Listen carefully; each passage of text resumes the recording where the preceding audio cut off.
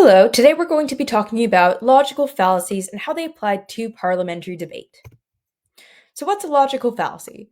Logical fallacies are errors in reasoning and/or logic that seek to lead listeners to false conclusions. And while there are quite literally hundreds of them, we're going to zero in on the most common ones, the ones you're most likely to see in a parley round. First, let's start with the non sequitur. And a non sequitur in Latin literally translates to "it does not follow."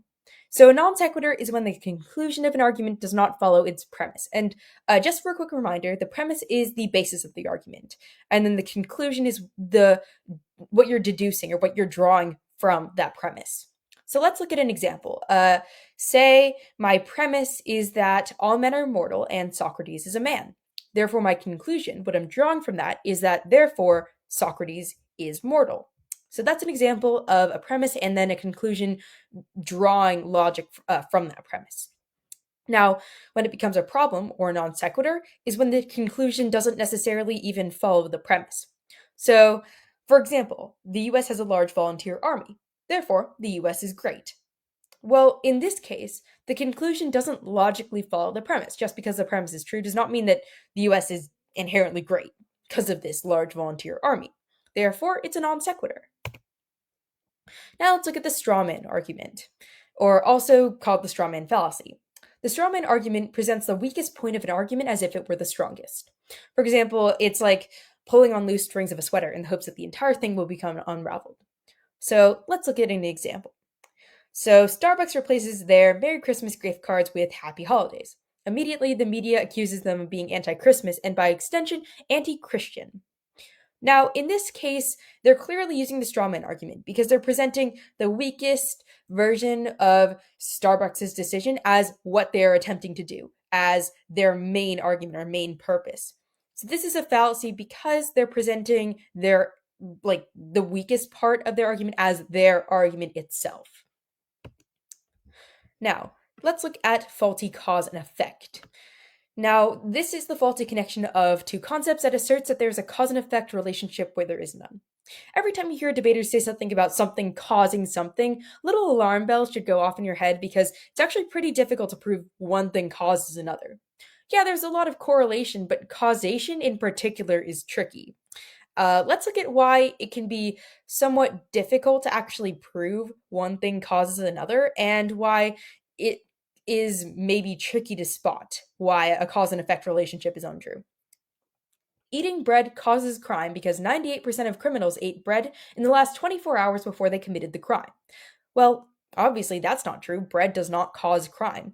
Now, this is faulty cause and effect because the bread is not the one creating crime rates. Now, this is why, again, it can be a little bit difficult to spot because that stat seems pretty good. 98% of criminals ate bread before they committed the crime. However, the bread is not the one causing the crime. So every time you hear something like that, just think critically about what they're actually saying. Now, let's look at circular reasoning, also known as begging the question. When a speaker begs the question, they assume that they have already proven the point they are trying to prove by using the conclusion as their argument. So, circular reasoning is reasoning circularly. Yeah. So, an example is that any restriction on freedom is bad because we should not tolerate limits on our rights.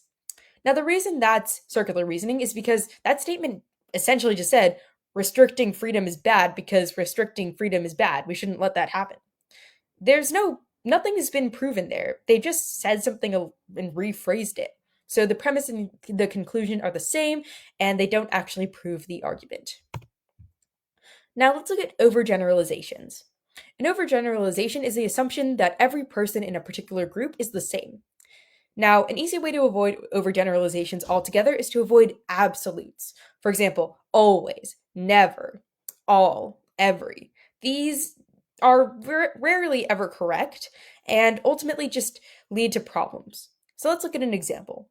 All women are, or all Irish believe blank. So people are vastly different. You can't just categorize them like this and assume that every single time it will be correct. You could say something like, well, statistically, this group is more at risk of this.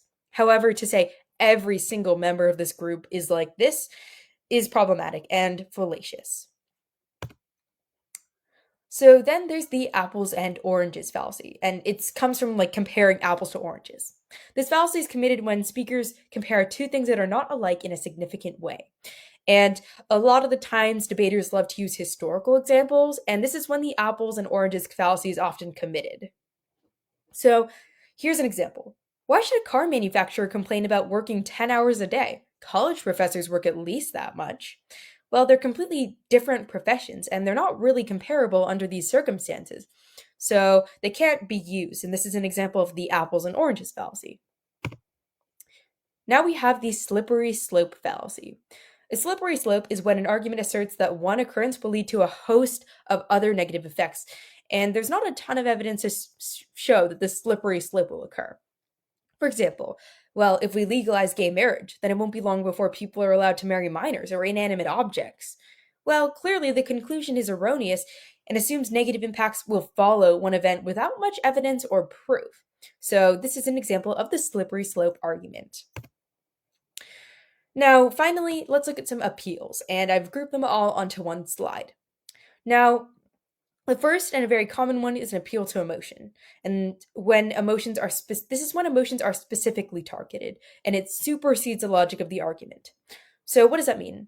Well, pathos is usually a good thing to have in a speech. In fact, it's not a bad strategy in parley.